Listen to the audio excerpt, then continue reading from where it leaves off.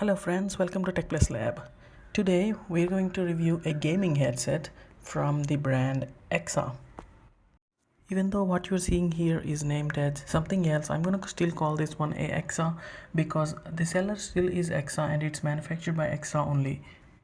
It is just rebranded so that they can make more sales by calling this an Amazon brand, but it's still an Eksa e400. And this is the most stealth looking headset from Eksa. The rest of them look like they're for only for gaming and they're not that decent looking. If you don't plug in the LED USB, then you can actually see that this is perfect for even regular work environment. When you look this closely, then it does not look that great, but when you look at from a distance, it actually looks pretty good. It's actually much better than any other cheap gaming headset that you can find at this price point.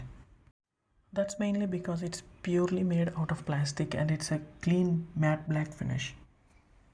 Build here is definitely not the best as it's made out of plastic, but there are no squeaky sounds and the overall build quality doesn't disappoint. The comfort here is excellent, really excellent, especially considering that these are on-ears and not over the ears. I rarely find any on-ear headsets to be comfortable, but these are exceptional because these are really good. For a on-ear headset, the cup size is pretty good and earpads sit flush with my ears.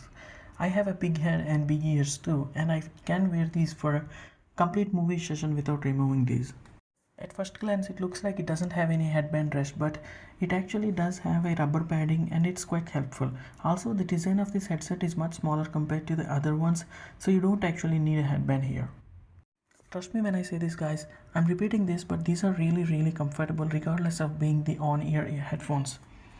Obviously comfort level depends upon the head shape and size, but you can always try this, and if you don't feel comfortable then you can return these.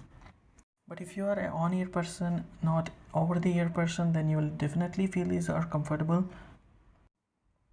The ear cups here are medium soft to soft, I would say, and they're really comfortable.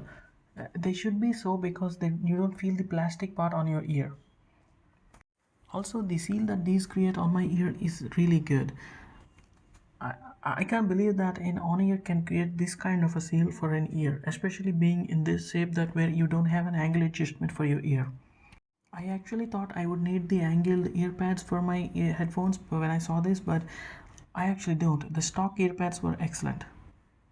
Even though I hate the idea of actually using up a USB port for just for LED lighting, I do like the lighting on this. It is static and not really moving, but it's looking good. It's not bad at all. I unscrewed the headphones to see what's inside, and I found that they're not actually using a LED strip here, but they're actually using 3 static LED SMD LEDs on the board that reflect the light onto the white plastic sheet that looks like this to the outside. I'm actually impressed how they actually made this effect with just 3 simple SMD LEDs. The drivers look okay. I mean, I have definitely seen better drivers than these, but these look okay for the price. Here is the mic control. I obviously disassembled that one too, and there is nothing inside, just a simple pot, and this pot is not of great quality, that I can tell. This is quite a simple adapter here. We have volume control with the pot and we have the mute switch, and that's about it.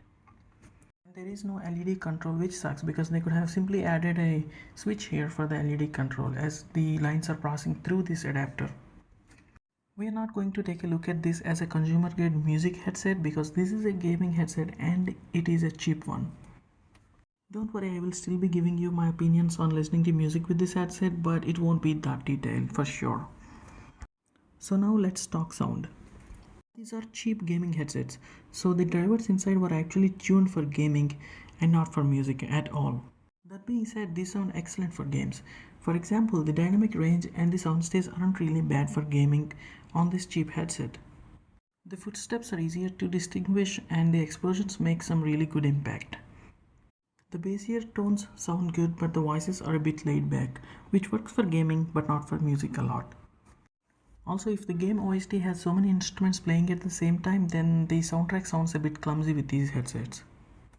The treble is laid back and it is definitely not fatiguing, which is essential for longer gaming sessions. So how does this sound for music? It's actually pretty surprising, but let me tell you this. First I plugged this into my smartphone and my onboard 3.5mm jack of my computer, and it really did not sound that great for music.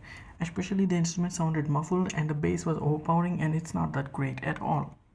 But then I switched to a dedicated player that has better output, and it sounded just completely different. It sounded like I'm listening to a complete different headset, and the drivers are excellent.